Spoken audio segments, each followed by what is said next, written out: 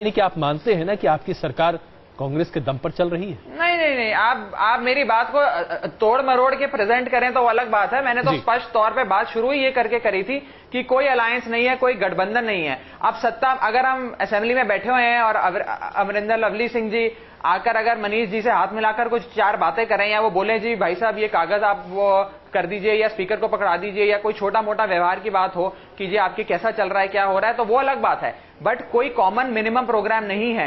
मैंने स्पष्ट तौर पे बताया है कॉमन मिनिमम प्रोग्राम नहीं है। ये तो आप लोगों ने शुरू से बात की, लेकिन इस बात की मैं आपको वाकई में बधाई देता हूं कि कम से कम आप व्यवहारिकता की बात को मान रहे हैं। ये बात वाकई में गौर करने वाली है। मैं आता हूं राजीव जी, लेकिन जरा विजय जी बहुत देर से शांत बैठे हैं। विजय जी, तो भाई चलिए, आप लोग जो कह रहे थे कि कम से कम सरकार बनती दिखती है या नहीं दिखती है, अस्थिरता का माहौल है, ये सब कुछ खत्म हो गया, तो सकारात्मक विपक्ष के तौर पर अब आपकी पहली प्राथमिकता क्या होगी? देखिए, सबसे पहले तो हम आम आदमी पार्टी और कांग्रेस के मित्रों को बधाई देना चाहते हैं कि दोनों के गठबंधन के चलते ही आम आदमी पार्टी, जिसके 28 विधायक हैं और कांग्रेस के 8 विधायक हैं, इनके गठजोड़ और गठबंधन के चलते ही आज विश्वास मत आम आदमी पार्टी की सरकार ने दिल्ली विधानसभा में लिया है। और जो अभी आम आदमी पार्टी के प्रवक्ता कुछ कह रहे थे, मैं उसका स्वागत करना चाहता हूं कि उन्होंने माना व्यवहारिक स्तर पे बात करेंगे, सरकार चलाने पर बात करेंगे, और कांग्रेस पार्टी जिसके खिलाफ आम आदमी पार्टी पिछले 2-2.5 साल से भ्रष्टाचार के मुद्दों पर लड़ती रही, आज उसी पार्टी का समर्थन लेकर हमारे 18 सत्ता में काबिज बीजेपी से भी बात करेंगे। एक मिनट अजय जी, मैं बोलना चाहूंगा। एक मिनट चड्ढा साहब, देखिए मैं आपसे पूछना चाहता हूं राजीव जी, जॉली साहब आपको याद दिलाना चाहूंगा, नेता ने कहा था जॉली साहब अपने बच्चों की कसम खाता हूं, जॉली साहब आपको याद दिलाना चाहूंगा, दूंगा और ना मैं समर्थन लूंगा। बच्चों की कसम भूल गए, भूल गए। अच्छा विजय जी, जरा राजीव जी की बात सुन लीजिए। विजय जी जरा राजीव जी की बात सुन लीजिए। विजय जी करना चाह रहे हैं विजय जी, फिर शब्दों के हेर फेर में विजय जी जरा राजीव जी की बात भी सुन लीजिए। तो कोई अलायंस नहीं, चलिए अलायंस तो हो गया। जी, दो बात कहना चाहूंगा मैं आपसे, दो बात कहना चाहूंगा।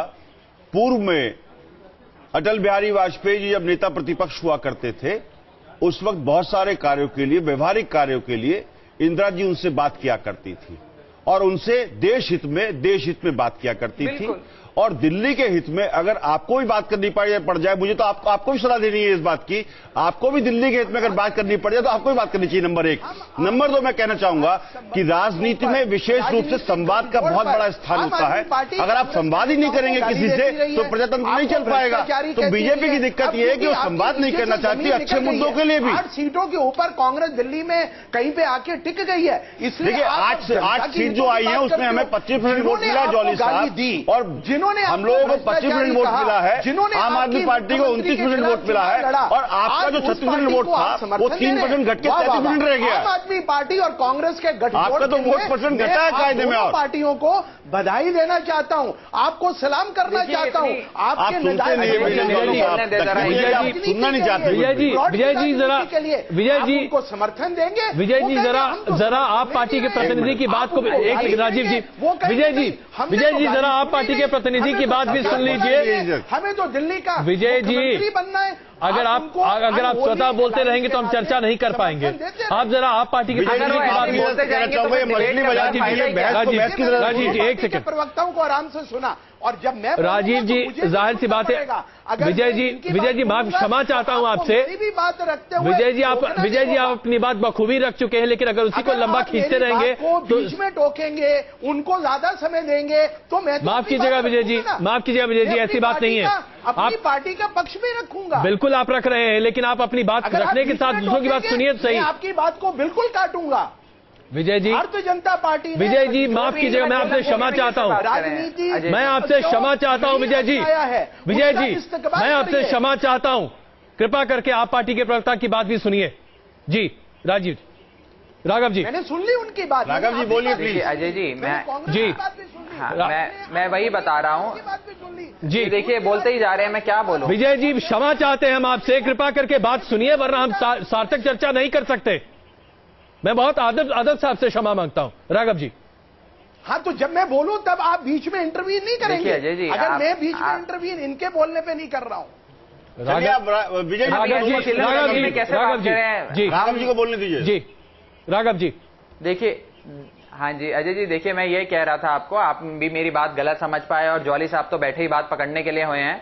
मैं आपको ये बताना चाह रहा था कि व्यवहारिक तौर पे तो हम बीजेपी से भी बात करेंगे। एक लोकतंत्र ऐसे नहीं चलता कि 4 लोग अपने कमरे में बैठ के कानून बनाते रहें और उसको पारित करते रहें। व्यवहारिक तौर पे तो हर मंत्री से बात करनी पड़ेगी, हर विधायक से बात करनी पड़ेगी। और विधायक ये क्यों, हर आम आदमी को इस लोकतंत्र में इन्वॉल्व करना चाहिए हर निर्णय लेने से पहले। तो मैं उस बड़ी पिक्चर को नजर में रखते हुए ये आपसे बात कर रहा था। चलिए अब मैं जरा इस चर्चा को, मेरे शब्दों को और मेरी बात हम आपकी शब्दों को, राघव जी क्षमा चाहूं आपसे, लेकिन आपके शब्दों को तोड़ मरोड़ करके पेश करने का कम से कम न्यूज नेशन का कोई इरादा नहीं है, कतई नहीं है। इस चर्चा को जरा एक स्टेप और आगे लेकर चलते हैं। विजय जी, ये सवाल आपके लिए सीधे, बहुत छोटा जवाब दीजिएगा क्योंकि अब वक्त हमारे पास कम है, जल्दी जल्दी आगे बढ़ना पड़ेगा। कई मुद्दे हैं जिन्हें लेकर आप पार्टी के नेता सामने आकर आज खड़े हुए हैं। इनमें से 2 मुद्दों पर जो उन्होंने फैसले लिए उसका विरोध आपके नेता हर्षवर्धन जी मुखर तौर पर करते हुए दिखाई दिए। क्या आप लोग इनकी हर बातों का विरोध करेंगे, पहला? और दूसरा प्रश्न इसी से जुड़ा हुआ, जो सवालिया निशान फॉरेन फंडिंग को लेकर आप लोगों ने लगाया है, इस मामले पर पहले आप लोग क्यों नहीं बात करते थे, आज इतनी डिटेल्स में क्यों बात कर रहे हैं? देखिए, भारतीय जनता पार्टी का स्पष्ट मानना है, दिल्ली के अंदर अगर आप पार्टी ने भी कहा और भारतीय जनता पार्टी ने भी कहा कि हम 30% जो वृद्धि हुई है उसको कम करेंगे। आम आदमी पार्टी ने कहा हम 50 करेंगे, क्योंकि ये पॉपुलिस्ट होना चाहते हैं। और आज जो इन्होंने कमी बिजली की दरों में की है, दिल्ली की जनता को गुमराह करने के लिए सब्सिडी देकर, सब्सिडी देने का क्या मतलब है, गवर्नमेंट के फंड्स में से आप सब्सिडी दे रहे हैं। जी, ये बातें हर्षवर्धन जी ने वहां पर कही। जनता का मैं आपसे सीधे ये पूछना चाहता हूं कि जो आपने 2 मुद्दों पर विरोध किया, बाकी मुद्दों पर भी आप इसी तरीके से विरोध करेंगे? और फॉरेन फंडिंग को लेकर आपके पास कोई डॉक्यूमेंट है जिसके जरिए आप ये कह सकते हैं कि उसका बेजा इस्तेमाल किया गया है, और अगर नहीं तो ये आरोप वाकई में बेबुनियाद है? देखिए, मैं आपको यहां पर बता दूं, फॉरेन फंडिंग कब होती है, जब आपका कोई एनजीओ या राजनीतिक पार्टी, एक तो राजनीतिक पार्टी फॉरेन फंडिंग ले ही नहीं सकती है फॉरेन एक्सचेंज के रेगुलेशंस के अंतर्गत, और दूसरा जो गंभीर आरोप डॉक्टर हर्षवर्धन जी ने लगाए हैं वो सच हैं। जिस प्रकार से अमेरिका की फोर्ड फाउंडेशन ने आम आदमी पार्टी के जो एनजीओ ये नेता चलाते रहे, उनको जो विदेशों से पार्टी बनने से पहले वो फॉरेन फंडिंग आई और एक एनजीओ को आई, इसे आज आप राजनीति से जोड़कर देख रहे हैं, जिसका सत्यापन भी शायद आप नहीं कर पाएंगे विजय जी। यही मुद्दा यहां पर आता है। राजीव जी, देखिए ऑलरेडी केंद्र की सरकार इनके जॉली जी एक मिनट अपनी बात रख दो कर रही है जी। शिंदे साहब ने खुद बोला, बिल्कुल, लेकिन आपका इस मुद्दे को उठाना अपने आप पे बिना किसी सत्य के अपने आप पे सवाल खड़े करता है। राजीव जी, अब आपकी बारी प्लीज। भारतीय जनता पार्टी के बारे में एक बात कहना चाहूंगा, जैसे बहुत स्पष्ट रूप से 66 साल में 60 साल भारतीय जनता पार्टी विरोध की राजनीति करती आई है, तो विरोध की राजनीति करते हुए लोग बाग अच्छे लगते हैं और सपने में भी विरोध की राजनीति करते हैं, नंबर 1। नंबर 2, दूसरी बात मैं कहना चाहूंगा जॉली साहब से कि जॉली साहब प्लीज फॉर गॉड सेक, जो ट्रेडिशनल पॉलिटिक्स है वो बदलने का समय आ गया है और हम लोगों को निश्चित रूप से मुद्दा आधारित पॉलिटिक्स, मैंने इंदिरा जी और अटल जी का उदाहरण दिया इसमें बहुत स्पष्ट आपको, तो उस चीज आप सोचिए ना, आपकी तो 8 सीटें रह गई दिल्ली में, हमारे पास अभी भी 25% वोट है दिल्ली में, 25% वोट है जॉली साहब। जॉली साहब, आपका वोट बैंक 3% घटा है, और जिस तरह से आप मेरे समय का अतिक्रमण कर रहे हैं ये अच्छी बात नहीं है प्रजातंत्र में। मेरे समय का अतिक्रमण मत करिए, मैं आपके समय का अतिक्रमण नहीं करूंगा। मेरे पास सिर्फ 2 मिनट बचा है, इसलिए मुझे आप हमें क्या सिखाएंगे? चलिए, 8 सीटों वाले दिल्ली में पिटी हुई कांग्रेस पार्टी, मेरे को एक बारी बिल्कुल राघव जी, देखिए हमारे यहाँ कोई इन्वेटिंग नहीं होता, इन्वेटिंग नहीं होता है, होता है प्राइम मिनिस्टर इन्वेटिंग होता है, राजीव वेटिंग नहीं होता है। राजीव जी और विजय जी, मैं आप दोनों से क्षमा चाहूंगा, इस 2 बड़ी पार्टियों के बीच में एक छोटी पार्टी को थोड़ा वक्त दे दिया जाए। राघव जी, तो तभी बुलाएं अगर बोलने का मौका दें। राघव जी बोले प्लीज। जी,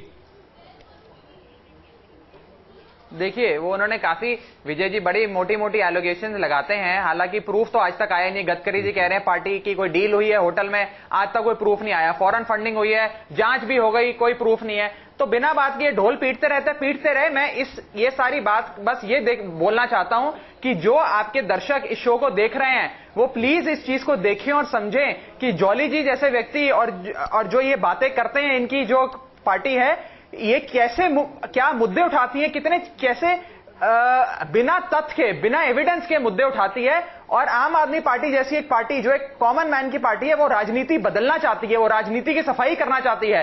तो आप अगर कभी भी अगली बारी आज के बाद कोई भी डिसीजन ले, निर्णय ले, वोट डालने जाए तो बिल्कुल ध्यान रखें उनसे दोस्ती करते हैं। एक तरफ आइडियोलॉजी का चेहरा याद रखें।